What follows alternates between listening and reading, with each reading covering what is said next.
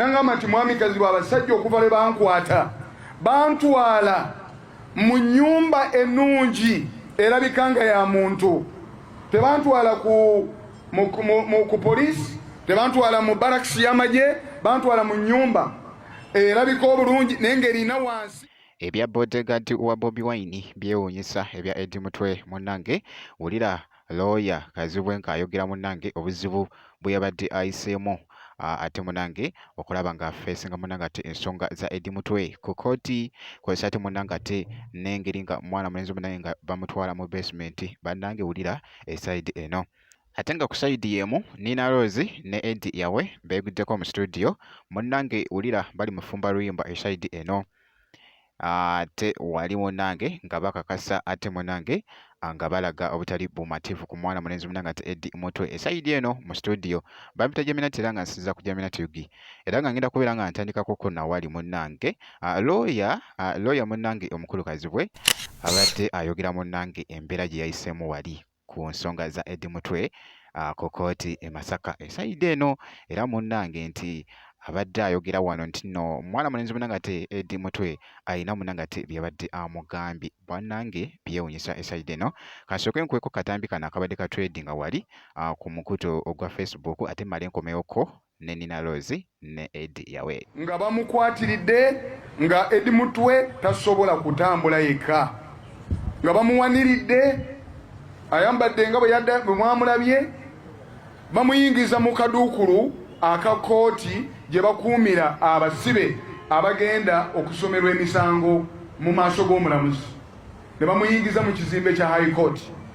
Ngezaako okulwana okulaba nga nyingira kooti, omusirikale ayitibwa Asiimwe n'angamba Kazibwe tolina woolaga, n'angamba naye sooka ondage ebikwogerako, ne nzijayo identity card zange ne munnyonnyola, n'agamba naye tebimala, Kazibwe ky'oba okola funa ebbaluwa mu buwandiike ng'eva wa Eddie Mutwe ng'akuwadde instructions oba ebiragiro ojja omukiikirire mu kooti.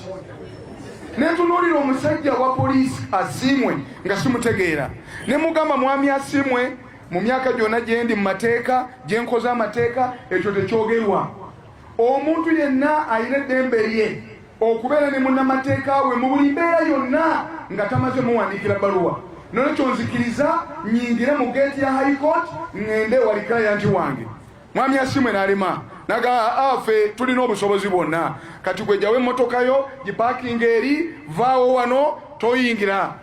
Ne mulemerako ne ngamba sebo osaaga nyina okulemera wano, ne nkuba essimu e Kampala mu kibiina kyaffe ekya Uganda Law Society, ne nkuba essimu nga njagala kwogera ne Vice President kubanga President waffe abadde ayinamu ensonga.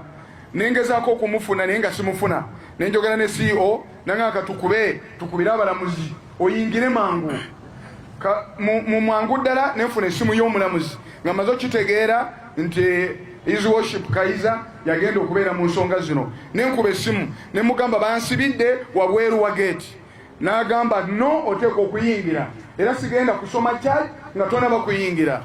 Ne tukola ekisoboka, n'asindika clerk ne tuyingira, ne nyingira ne nzuruka emisinde. Olwo nga mwami Eddie Mutwe bamuyingiziza mu kooti ng'erimu abantu nga 6 bokka, ng'ebweru yonna abasirikale beetooloddeyo nga tebaagala ekigendererwa kyabwe mwami Eddie Mutwe kumusomerwa misango nga waliwo munnamateeka.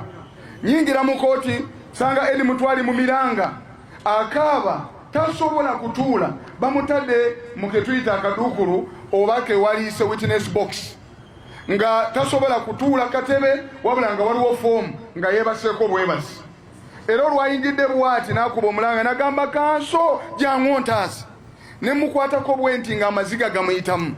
N'angamba mwami Kazibwe mbonyeebonye, njagala nkubuulire omulamuzi atudde, sekatona atudde ne interpreter atudde nga balinza okusoma emisango. Baba bagenda okutandika okusoma emisango, ne ngamba Oweekitiibwa omulamuzi please lindako, tosobola kusoma misango gino mpaamu eddakiika 5 I confer with my client mpulire kiki ngenda okugamba. This is the first moment okumulaba okwogera naye. Omulamuzi n'anzikiriza ne njogera ne Eddie Mutwe ng'amaziga gamuyitamu. Eddie Mutwe baamukuba nnyo, baamukuba n'ambuulira mu bigambo bye bino nangamba nti mwamikazi bw'abasajja okuva lwe bankwata bantwala mu nnyumba ennungi erabika nga ya muntu, tebantwala ku poliisi, tebantwala mu barakisi y'amagye, bantwala mu nnyumba erabika obulungi naye ng'erina wansi basement. Ne bantwala okuva lwe nayingirawo nga ndi ku mpingo, abasajja ne batandika okunkuba, bakubyenze ne bava ne mukuba ne badda mu kubiro. Nendaajana nga mu nnyumba eri bateekako leediyo nereekaana nnyo nga Eddie Mutwe buli lwalaajana tewali ayinza kuwulira, wadde omu omuliraano tayinza kuwulira. Ne bamukuba nga bamukubisa solido, okuviira ddala mu bibatu by'ebigere. Bamukuba ebigere ebibatu ne bizimba, era Eddie Mutwe bale tasobola kulinnya nga awulira omuliro mu bigere, tasobola kwambala siripa, tayinza kwambala kintu kyonna. Bamukuba nnyo wansi w'ebigere. Eddie Mutwe n'antegeeza abasajja bamukubanga emirundi egisuuka 4 buli lunaku. Bamuyiira amazzi okuva waggulu ne bamuteeka mu kitaba eky'amazzi ne bamugjamu ne bamukuba nga ababuuza ndaajana mu mbulira omusango gwe nazza, nga bamugamba tugenda kulaga essomo, nga tebamubuulira musango gwonna gwe yazza, naye nga bamugamba tugenda kuyigiriza essomo. N'alaajana nga bamukuba buli kitundu kye kyonna eky'omubiri gwonna. Bamukuba enkokola, namukuba obukongovule, ng'ali ku mpingo, ne balinnya empingo ne zituuka okutuuka ku ggumba ly'omukono, ne ziyita mu nnyama, ne ziyuza ennyama y'emikono ku mpingo, ne zituukira ddala ku magumba, ng'alabira ddala bw'ati empingo zituuse ku magumba, naye ng'abamukuba balinnye n'engatto, balinnye ku mpingo zongerere ddala okutuuka ku magumba. Omusajja n'alajana, omusaayi gutiriika, talina kyakola, bamuvulungula, bebakuba, ne bamukuba. Bwe kityo nno munanga ate bwe kitambudde esayidi eyo awo nno ate mba nkugyewo nno era nga kankutegeezeko munanga ate eruyi eno mwana muwala munanga ate muyite omukyala Nina Rose esayidi eno kw'ossa ate munanga ate ne muganda wa Bobi Wine muyite Eddie Yawe babadde nno mu studio era nga bali mu kusettinga munanga ate oluyimba esayidi eno era nga balazeko kwawo ndabyeko babadde bambi nga balaga obutali bumativu ate ku muganda waabwe oba ku mukwano gwabwe munanga ate bolegaji wa Bobi Wine muyite Eddie Yawe kansooke nkweko katambi kano ate mmale nkomewo. Eggwanga lyange nawe situka tulitwaneko nawe kitukakatako fena olina okukimanya. Hey, well, it's the Ugandan Property, aka Nina Rose, and I'm here to talk about Eddie Mutwe's inhuman treatment by the security forces. I'm only saying this is not an attack on only Eddie. It could be an attack to the youth that is watching right now, to the mother tomorrow, and to the fathers of Uganda. This is to Ugandans who believe in truth and justice. Free all political prisoners.